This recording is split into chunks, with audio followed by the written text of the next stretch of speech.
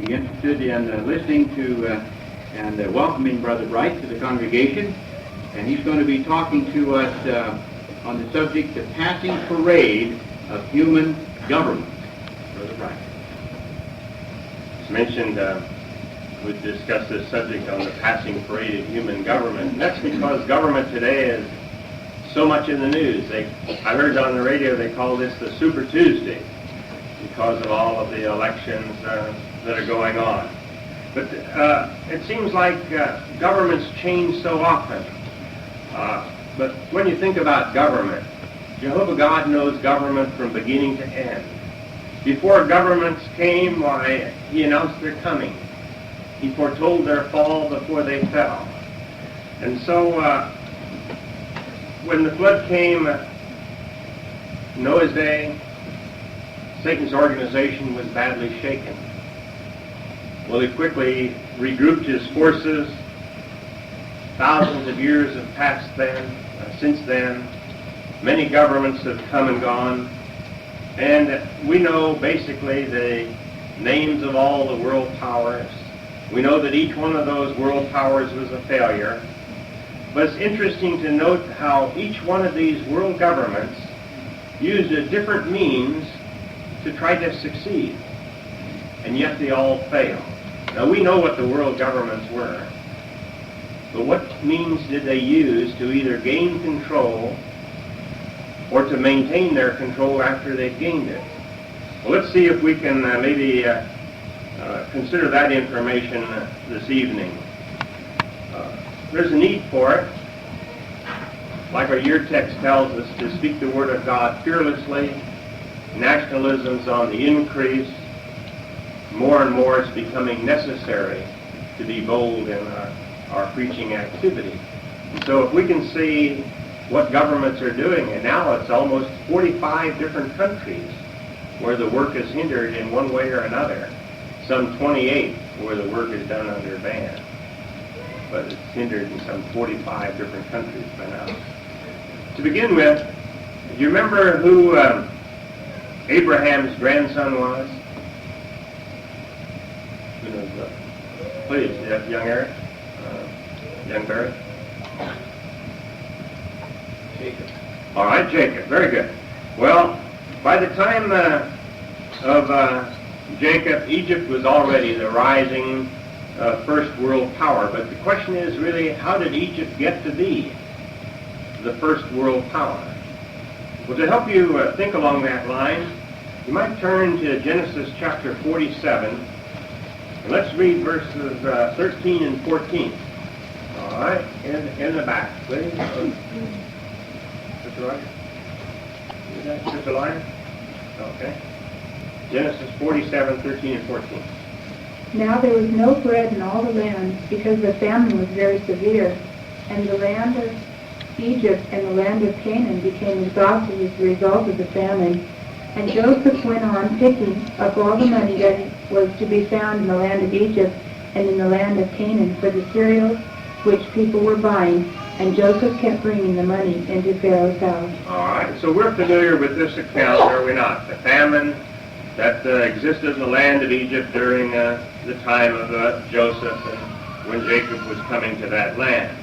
And so here, because of the famine, they had to spend their money to buy cereals. But the famine continued year after year, didn't it? And so the following years, why, they didn't have any more money, so they sold the Egyptians their livestock. And the year after that, they still had to buy, but they had no money, they had no land, so they sold them their land. And then they sold them themselves into slavery. And so eventually, through this business of buying and selling, Egypt came to own everything and everyone. So what do we call that, basically? This buying and selling. And when you can name this in one word, why, you know how Egypt became the first world power. Just open it. Slavery. Well, that's what everybody became slaves to Egypt, but what about Sister Leach? All right, commerce or commercialism. And so through commerce, Egypt became the first world power. Now, who was the second world power? Who was the second one? Was it Johnson?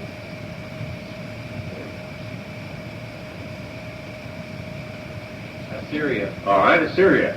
And basically, what do you remember about Assyria as to how they became, or what they used to become the second world power? What were they noted for, the Assyrians, basically? All right, how about the young brother over here? They were basically known for their warring and brutality. All right. Certainly, through warfare, bloodshed, military might, and cruelty, why, they did rule. And they enriched themselves by war and conquest. And certainly bloodshed and cruelty, aggressiveness were the hallmarks, identifying marks of that second world power. You might remember the names of some of our kings. Sargon, Sennacherib, Esarhaddon, Ashurbanipal. Its capital was Nineveh. It was called in the Bible the city of bloodshed. And a little about it, the one who founded that city of Nineveh was Nimrod. And he also founded, of course, Babel, or Babylon, did he not? The second and the third world power capital cities. Not that Babylon was the world power at that time, but anyhow, he was the one that founded the city. But you might like to turn to Genesis 10 and learn a little about that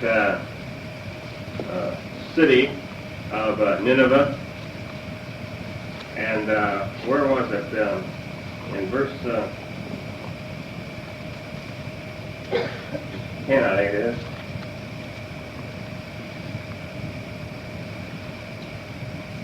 Oh, well, 10 and 11. Who'd like to read those two verses? 10 and 11?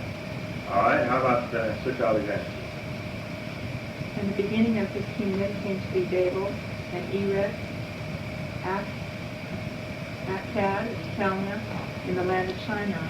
Out of that land he went forth into Assyria and set himself to build Nineveh, and Rehoboth, and Cal. All right, and so it does mention that Nimrod here was the one that founded that city of Nineveh. Now, we mentioned earlier the names of some of its kings. One interesting account in that the Second World Power was when the Prime Minister, Rabshakeh, taunted the Israelites in very insulting terms. Their king was a man by the name of Hezekiah. And you remember Hezekiah prayed to his Heavenly Father, Jehovah, and his prayer is of interest to us, and maybe we could read this prayer. 2 Kings 19, 17 through 19. And who would do that for us? 2 Kings 19, 17 through 19. Who would like to do that? Brother Chatfield? Verses 17 through 19. It is a fact, O Jehovah, the kings of Assyria have devastated the nations and their land. And they have consigned their gods to the fire, because they were no gods, but the workmanship of man's hands, wood and stone, so that they destroyed them. Now, O Jehovah our God, save us, please, out of his hand, that all kingdoms of the earth may know that you, O Jehovah, are God alone. All right, thank you. And so how did Jehovah answer this prayer, you recall? What happened the very night? Brother Alexander?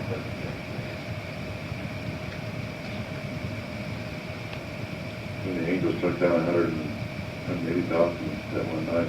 185,000 in one night, wasn't it? And so, of course, the king returns in disgrace, and later his own sons assassinate him. But that nation that lived by the sword was to die by the sword. You might turn to the book of Nehemiah, or book of Nahum. Book of Nahum, chapter 3, and the first 3 verses. Who would like to maybe read that for us, please? Nahum chapter 3, verses 1 through 3. All right, please, Sister Swanson, is it? No? Yeah. All right. Woe to the city of bloodshed, she It is all full of deception and of robbery. Prey does not depart. There is the sound of the whistle, the sound of the rattling of the wheel, and the dashing horse and the leaping chariot, the mounted horsemen and the flame of the sword, and the lightning of the spear, and the multitude of slain ones, and the heavy mass of carcasses. And there is no end to the dead bodies. They keep stumbling among their dead bodies. And read also verse 19, please, on the next page, the last verse. There is no relief for your catastrophe. Your stroke has become unhealable.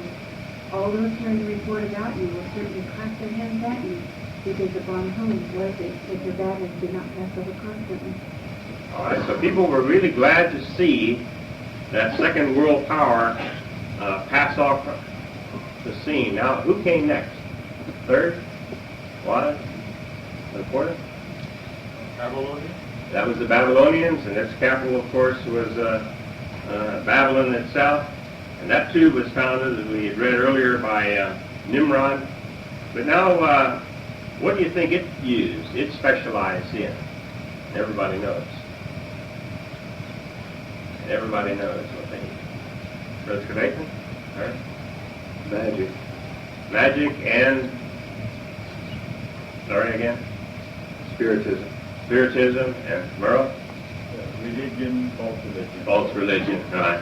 All right. So, really, when you think about that from the building of the Tower of Babel, the confusion of the languages, about 130 years after the flood, that satanic teaching spread. Immortality of the soul, Trinity, demon worship, mother and child worship, creature worship. All of that started in Babylon and spread with that confusion of the languages. Its rulers were considered divine, and its kings were very proud men. That entire dynasty, from Nebuchadnezzar to Belshazzar. You might like to turn to the book of Ezekiel, chapter 21, and note how religious a people those kings were. Ezekiel 21 and verse 21 and 22. We'd like to read those. Brother Fournier? Welcome.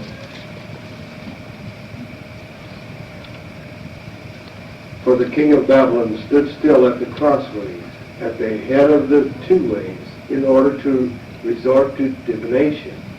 He has shaken the arrows. He has asked by means of the teraphim. He has looked into the liver.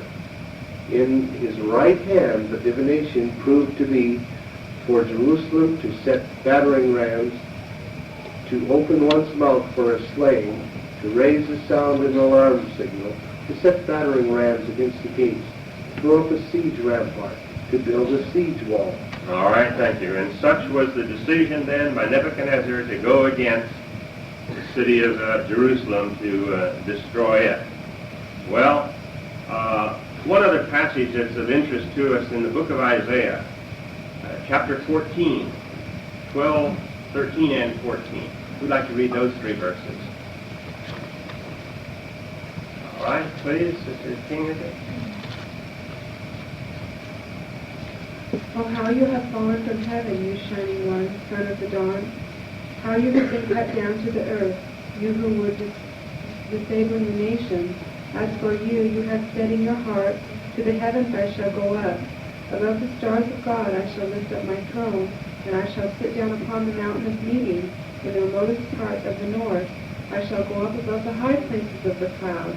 I shall make myself resemble the Most High. All right, thank you. Now, a question we might consider here is based here on verse 13, where the king says that above the stars of God I shall lift up my throne. Do you recall what the king had in mind when he said this? Above the stars of God I'll lift up my throne. Recall that expression? Brother Alexander?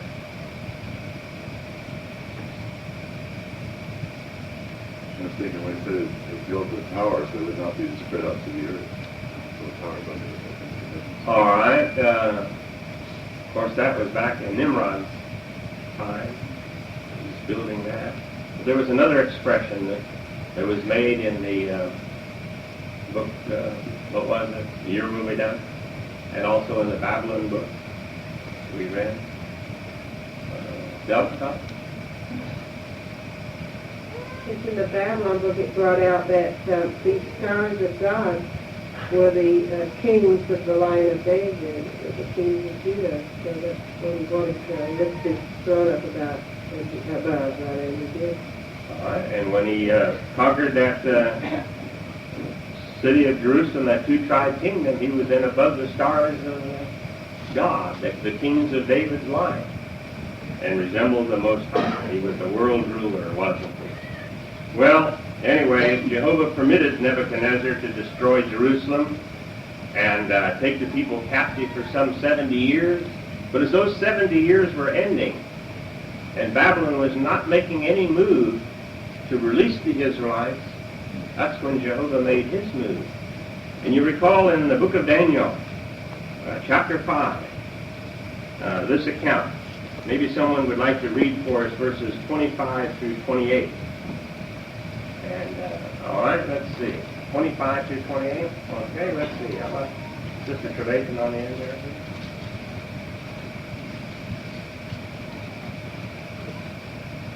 And this is the writing that was inscribed.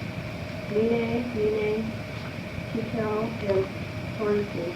This is the interpretation of the word Mene. God has numbered the days of your kingdom and has finished it. Tekel, you have been weighed in the balances and have been sufficient. Perez, your kingdom has been divided and given to the Medes and the Perez. All right, and read also verse 30 and 31, please.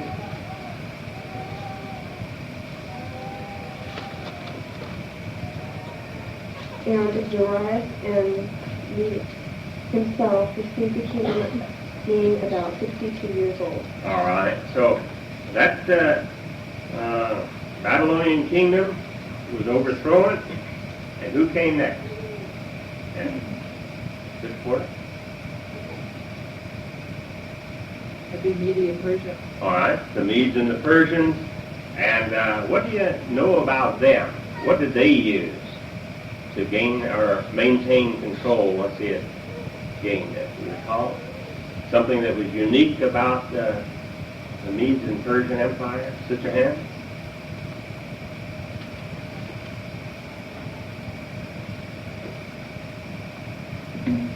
Their war strategy that they used, they were professional in their strategy. Well, all right. To gain control, once they had maintained it, what did they do to try to keep themselves as that world power? And a comment was made tonight in the first part of the service meeting, the Trevathan made it, and he showed an article about Daniel and the lion's den. There's a clue.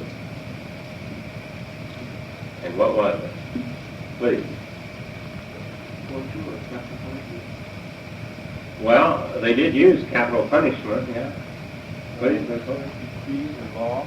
Their law, right. What do you know about their law? The law of the Medes and the Persians. Please, the word? Once written, it couldn't be changed. That's right. Their laws were unchangeable. And they thought that their unchangeable laws were, well, almost like perfect.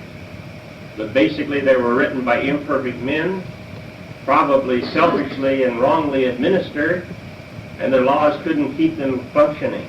Can you think of another example where the law of the Medes and Persians and their unchangeableness came to the fore? Sister Trevathan? What was one? We talked about Daniel and the lion's den. What was another? Was that during Ahasuerus and Queen Esther, during that time the laws were made? All right, and what was the law that was made then? Haman had a law passed, and what was that one? What was that law? Sister Hunt? On a certain day, it was stated to slaughter the Jews. All right, the Jews were to be slaughtered, and that was the law. But the law couldn't be changed. So how did they get around it? How did they get around it? Sister Ward? Eric?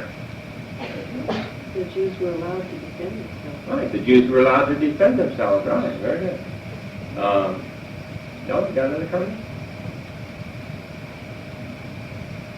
And the way this came about was that Mordecai, when he was made prime minister, made another law, and the king signed it. So it was sort of, even though the first law wasn't broken, the second law countermanded, or at least had Jews and opportunity to defend themselves.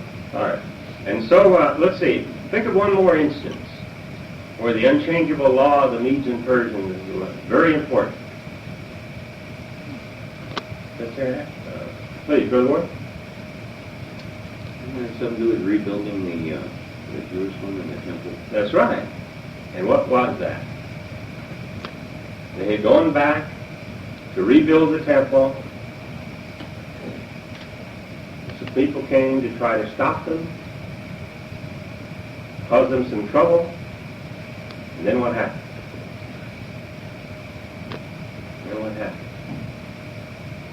All right, Brother Alexander? It was Nehemiah that recalled that the decree had been made by the king. It could not be changed. Those governors had to back off on what they were doing. All right, so that restriction against the building had to be lifted. It temporarily stopped the work, but a search of the records was made. They found that the original law had passed, allowed them to build it, and so then they said, all right, go ahead and build it. So that was good to see. All right, fine. Well, let's see. Now, let's consider maybe the next world power. And what was that? What's the next one? Sister Hughie? Greece, all right. Now, when Greece was the fifth world power, Alexander the Great was its king, and he didn't last very long. Personally, he died off as a young man in the year 332 BCE, and there was a scramble for power among four of his generals, and that led to the disintegration of the empire. And yet, during his military campaign, something very important happened that's of real value to a Bible student, and that was what about their language?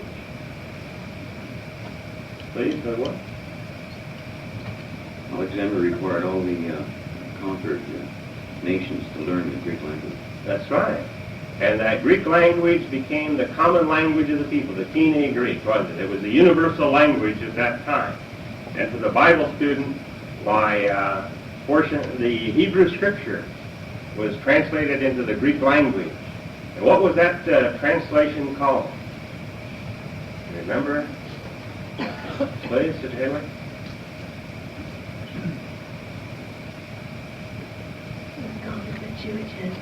And why did they call it that? Do you remember? Kim again? I think it was because there were 70 men and they used to translate it this and that we had for 70. That's right. And one other thing we might ask about that, do you remember about when it was translated? The Hebrew Scripture? Sister Nordstrom? 280 BC. 280 BC, was it? All right, fine. And so then, since scraps of that original language manuscripts of the Septuagint have been found, obviously with Jehovah's name in it, we know that the apostles, Jesus himself, must have used that and read the name Jehovah in that manuscript. Now, what do you know about the Greeks as to what they used to try to maintain their control? Let's see again. What are they noted for? Brother Rice? Philosophy. And along with philosophy, you're right. One other thing, perhaps. Brother Trevathan? Thinking of being intellectual, they established libraries and wrote a lot of books. All right. Philosophy, their libraries, the culture, the philosophy, things like that. Good. And you might turn, if you would, to Acts chapter 17. And here we find the Apostle Paul giving a lecture in the Areopagus of the city. And who'd like to read verses 16, 17, and 18? And all right, please, brother. 17, 16, 17, and 18. Please. Now while Paul was waiting for them in Athens, his spirit within him came to be irritated at beholding that the city was full of idols. Consequently, he began to reason in the synagogue with the Jews and the other people who worship God, and every day in the marketplace were those who happened to be on hand. But certain ones of both the Epicurean and the Stoic philosophers took to controversy with him controversially. And some would say, "What is it this chatterer would like to tell?" Others, "He seems to be a publisher of foreign deities." This was because he was declaring the good news of Jesus and the resurrection. All right, thank you. Well, now, it's interesting that how persuasive the Apostle Paul was, because he was able to convince a few. But it mentioned there, first of all, these two groups of philosophers, the Epicureans and the Stoics. Now, the Epicureans believed that pleasure was the chief goal in life. But one thing about going after pleasure, they always said, now be moderate. You know, because if you eat too much, you get a stomach ache. You drink too much, you end up with a hangover. So just be moderate. Enjoy life, but enjoy pleasure, but only to a certain degree. And then the Stoics, they more or less were a group of fatalists, and they believed that the only way to have an enjoyable life is to live in harmony with the laws of nature. And that was basically the Stoic belief. Now, we mentioned that the Apostle Paul was persuasive. Let's read the last three verses in that chapter, 17, verses 32, 33, and 34. And how about Sister Oldhausen? Well, when they heard of the resurrection of the dead, some began to mock, while others said, "We will hear you about this even another time." Thus Paul went out from Lydia, but some men joined themselves to him and became believers, among whom also were Dionysius, the judge of the court of the Areopagus, and a woman named Damaris, and others besides them. All right, thank you. Well, now, the culture and the philosophy of the Greeks really proved ineffectual at world rule, because by the time this was written, why, there was another world power, a sixth, already on the scene. And what was that? What was that? All right. How about Sister over here, please? By Sister Porter? Okay. All right. Rome. Rome. All right, good. Now, what do you think Rome used to control or to gain control? And remember now, each one used something differently from what was the preceding one. Richard? Huh? The Romans used military might. All right, to gain control, but Rome didn't gain control so much for the glory of the battle, but having gained it, what did they use to maintain that control? Brother Porter, huh? Okay, I really don't know what you're thinking, but since they had a strong government, as we know democracy, I would have to say it was government. Okay, and it was politics. That's right. Rome was unique because, as mentioned earlier, they didn't conquer so much for glory, but they conquered primarily for the sake of revenue.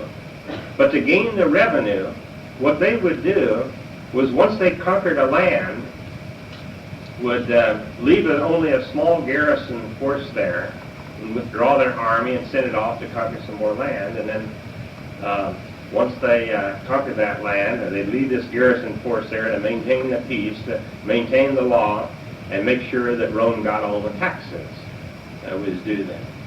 But Rome was very interesting in that sense, because they allowed every country they controlled a measure of self-rule.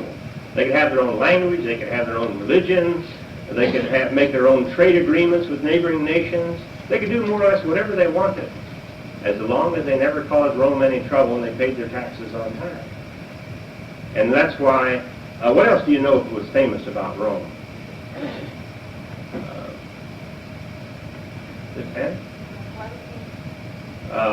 Greece, more or less, was that with the Olympics, if you had that in mind.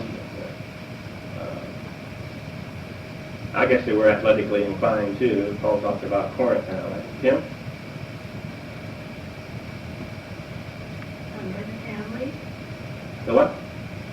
by having strong families? A strong family? Well, their fun and games led to a life of debauchery and immorality, and it weakened the family, and that really brought about the decay there. Walt, please, one more maybe. They were also gluttonous people. Excuse me, I didn't get you. They were also gluttonous people. A gluttonous people, all right, that would come from their life of ease. But I was thinking of, have you ever heard the expression, all roads lead to Rome? Or the Appian Way, which is mentioned in the Bible and that. And they were famous for road building.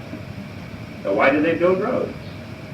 Again, to move their armies from one place to another, and to make sure that the money got from there to back to Rome. Yeah. So that's why they built roads, so they could collect the money. Well, to do this, whenever they captured a city, at every city gate, at every port, a dock, well, they'd have what they call their farmers of revenue, the tax collectors. This could either be a corporation of people or maybe a single individual if he was rich enough. And you take a look at Luke 19, verse 2, and you'll find an example of a rich tax collector. Who would like to read Luke 19, verse 2? Okay, let's see. How about young Sister Pesky there?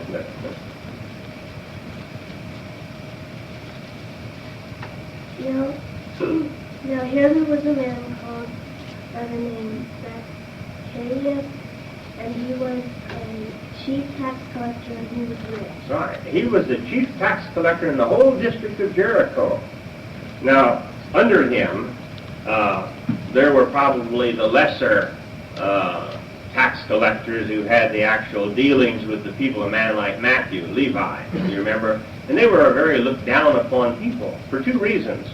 First of all, they were an employee of a foreign government, in this case Rome, and a lot of times they were a bunch of crooks. They would extract a little more than what was rightfully due them. So the tax collector was a despised individual. But now, let's see if we can, again, name these 6 different world powers and what each one used. Give us one world power and what they used, and then we'll go from there. All right, let's see. Mickey first. Just speak up loudly, and I might say... Egyptians, and they were commercial. Okay, Egypt used commerce. Sister Leach, the second one? Syria, they used warfare and bloodshed. All right, very good. Assyria used warfare. Sister Alexander? Babylon, and they were known for false religion. Okay, Babylon and religion. Fourth, Ramon? Or Renee? The Medes and Persians and their unchangeable laws. Okay, the Medes and Persians, their unchangeable law. Fifth was Sister Hickey? Greece, and they had their universal language and philosophy and culture. All right, and sixth was, all right, please, over here. And Rome used politics. And Rome used politics. Very good, but we had 7 world powers, didn't we? Now, what do you think the 7th one used? All right, and over here, please, we got a hand. Okay, the Anglo-American world power, and what do you think they used, this 7th world power? And let's see, Brother Hawkins? It appears they use a combination of religion, commercialism, and politics. In fact, they used all of this previous 6. They used the commerce, they used the military power, there's the religion, the law, the culture, the philosophy, and then we mentioned here the politics. And we might add one more thing, and that's the type of government that's found here in this country. And what is that type of government? Sister Trevathan, any comment? Democracy or man rule. All right, and what is a democracy? You said man rule, but what kind of men rule? Young Eric? Young Barrett?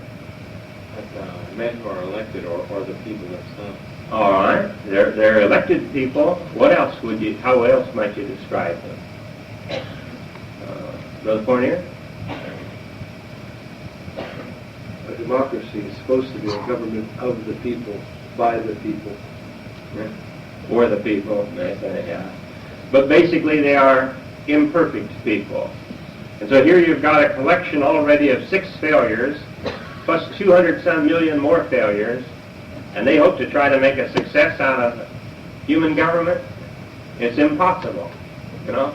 And so when you think of this parade of world governments, here we are down in the time of the end in this system. And yet in this 20th century, the Bible speaks of an 8th king, or an 8th world power, doesn't it? And it describes it as a beast that was and is not and yet is, you know. Well, that too is going to go off into destruction, as the Apostle John said. But now, with the end of this passing parade of human government, just think, we get to see perhaps 2 of them pass off the scene. But before human governments ever began, it's interesting to know that the Bible purposed the everlasting government, God's kingdom.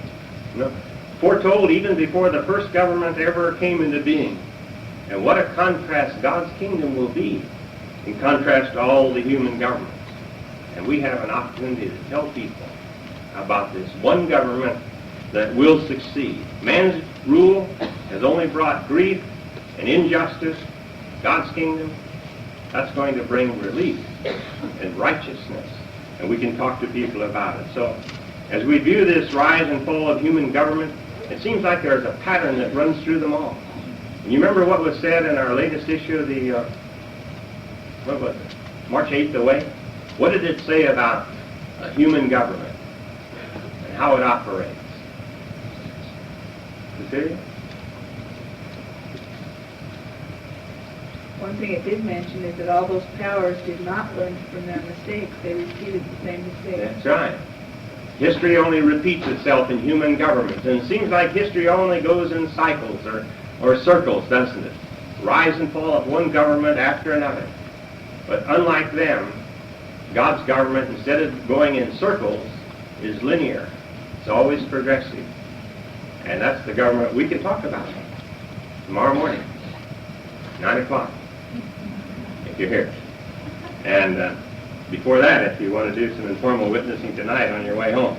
But anyway, think about the opportunities that we have, perhaps this week, to talk about this one government that will succeed.